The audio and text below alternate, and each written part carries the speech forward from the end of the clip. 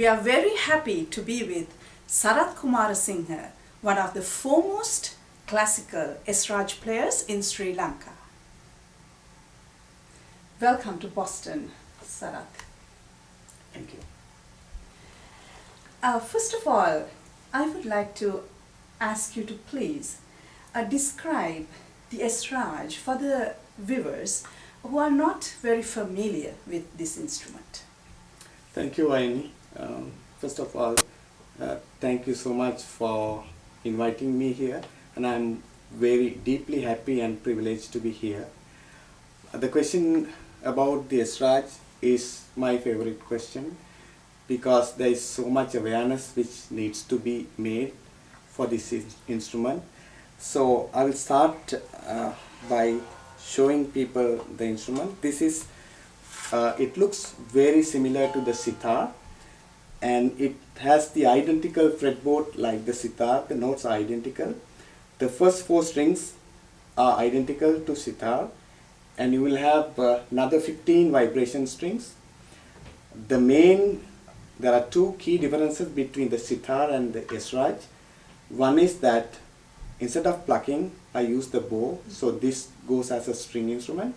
The second thing is that even if I have 19 strings, for 90% of the time I play only 1 string, and the rest probably the second string, and it gives me an advantage. The Esraj plays an advantage of having an unbroken scale to make your playing appear as if you are singing. So there is no breaking. So you can really replicate singing. You can replace the singer and make a rendition of any song. I see. So Sarath, tell us how you start, to play the Esraj and how you began your career. Well, that's an interesting question, and I don't think we have time to really give my story, but I will try to be very brief. It all started when I was 12 years, when I was studying in Colombo, and when our music teacher had a cupboard full of instruments and asked 40 students to select anything they wanted. So I grabbed one of the closest, the Esraj, and from day one I seemed to have a liking to it because somehow I found the tone very smooth and relaxing.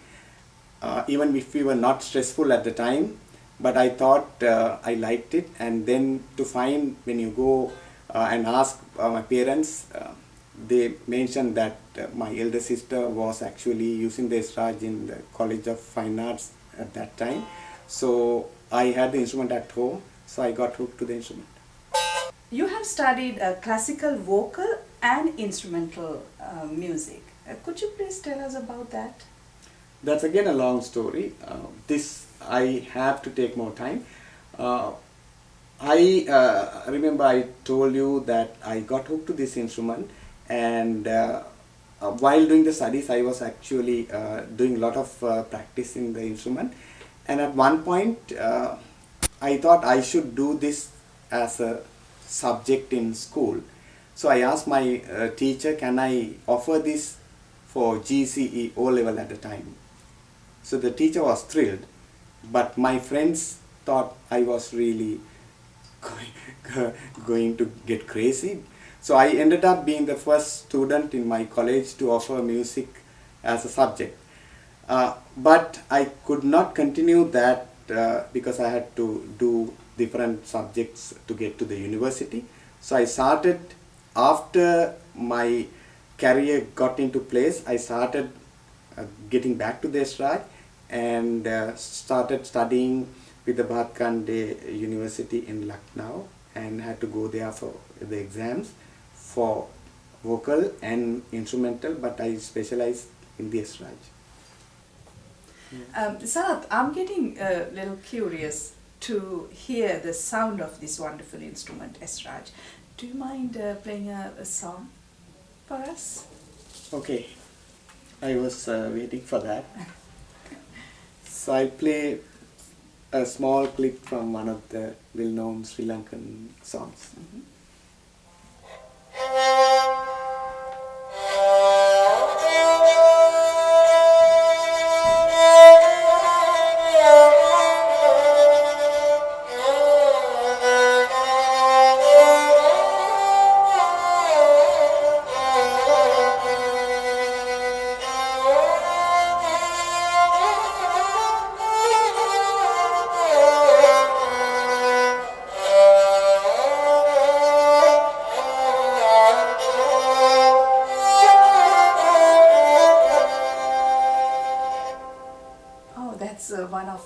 Pandit Amaradeva's songs, right? You're quite right. We know that you got involved with Dr. Lester James Pierce's Vakanda Walauga, where Pradeep Ratnayaka directed music. Tell us about that experience. Now, that was a very pleasant experience for me. There's a prelude to that as well. When I did the Esraj to a certain level and I was known as an Esraj player in Sri Lanka, I had the privilege of doing 6 instrumentals with IT in Sri Lanka. And when it was telecasted, I got a few calls, and one of the calls was from Pradeep Ratnayaka. I knew him before, but he called me after watching that, and he asked me to see whether I am available to join his crew for Vakanda Walauga. I was naturally very thrilled, and I went there, and then I met Dr. Pierce, and he was not so much involved in the music, but he listened to it. I knew that he was impressed with the instrument, and that was a really good experience, and we became very good friends thereafter. Sarath, we know that you had your first Esraj instrumental concert, Sunduru Satsara, in 2004. Could you please talk about that? Yeah, with pleasure. That was again a very pleasant memory, but we had to struggle a lot in concept to get this materialized. Imagine trying to keep an audience for 2.5 hours without speaking a single word and with an unknown instrument. So a friend of mine who is actually an electrical engineer and a music lover and myself struggled for about 3 months to see how we can do this, and we got a program done.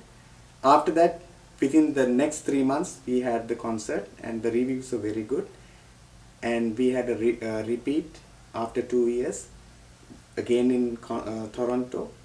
Then 1.5 years after, I wanted to do that in Sri Lanka, and we did the same concert at the BMICH. Again, it was well received, and 2011 end, I did the concert again at Bishops in Sri Lanka, same name. Pieces of the concert was done in US and few parts in Canada, but the full length I have already done 4 concerts.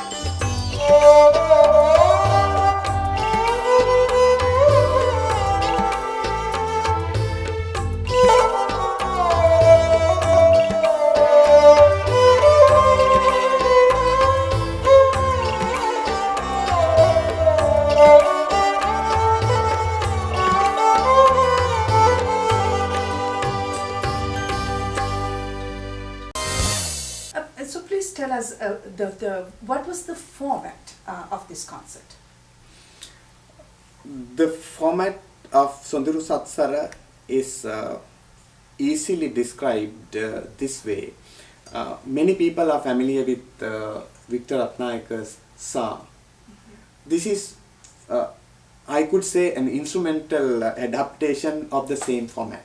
So there will be 22 to 24 instrumental numbers, but I got some well-known dancers to provide few dance items, and there were some visuals, and it was because I am an instrumentalist, there is no language barrier for me, so I was playing Sri Lankan melodies, South Indian, North Indian, and also Western melodies.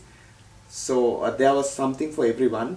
That may have been the reason why people gave me better feedback for my concert. Have you done any CDs, Sarath? Yes, in fact, I have done 3 instrumental CDs by the same name, Sonduru Satsara, and 1 DVD of the concert which I had at the BMICH. We understand when you were in Sri Lanka, you met President Mahinda Rajapaksa. How did that meeting go? Well, I can tell you how the meeting went, but there was a big uproar after that meeting. All of my friends were asking, how did you meet him and why did you meet him and what were you telling him? I will tell you, I have told this to others. I wanted to meet him. I felt as a musician, you have a right or a privilege to meet your leader. So I was trying to do that for a few years and I was successful in having an attendance. I just wanted to play for him. But I also had the privilege of giving him one message which I give to all the TV channels. Get this instrument to school kids, just like what we did. And I believe his response was very favorable. We know that you have your own school of music named Satsara School of Music. We know that you have so many pupils. Can you talk about that, about the school? Good that you ask, Vayani. My school is not a very big school. I don't want it to be a big school. I know the people who are interested in music are a dedicated lot. You don't have a large number of dedicated people, so I try to specialize in one-on-one. The school is at my house and they have to come to the house at the time which we agree on, and I have a very dedicated set of students who not only learn this instrument, they learn vocal music and many other instruments as well. So when you say pupils, your students, are they Sri Lankans or Canadians, Americans? It's a mix. I have Sri Lankans. I could say the percentage of non-Sri Lankans is more now. And you mentioned Americans. It's interesting. The instrument which I am playing for you today belongs to a student who lives in Boston. That's ironic. He actually learns Esraj from me through Skype. I'm curious, you said he's from Boston. What's his name? His name is Paul Ward. He found me from the internet, and I have 4 more in US, all US citizens who have again found me through the internet, and either every week or every fortnight they learn the same time I spend on one-on-one for my school. They learn from me, and whenever they get the opportunity, if I come to US, they will come and have a one-on-one lesson with me. So there is, we are in the 21st century. Technology has removed many barriers. If you have the will and the interest and a little bit of talent, you can go very far in the field of music. So Sarath, my last question for you is, do you have any future projects that you are planning to do? There are many projects. If you don't have any projects in your mind, that is the time for retirement. I have many projects in mind and few are doable. I am seriously compiling a CD for yoga because many people have said that their stress is relieved. It's not really to market a CD, but there has been a demand. People have been requesting me to come up with some basic music CD for yoga. So I probably might do that before the end of the year. In addition to that, I like to promote so many kids as possible to perform on stage. Now whenever I perform on stage, I make it a point at least 5 or 6 kids are performing with me, either as duets or as chorus or as supporting, because they are the people who will at the end take this to the next generation. After we stop playing this, they have to take it and they have to teach others.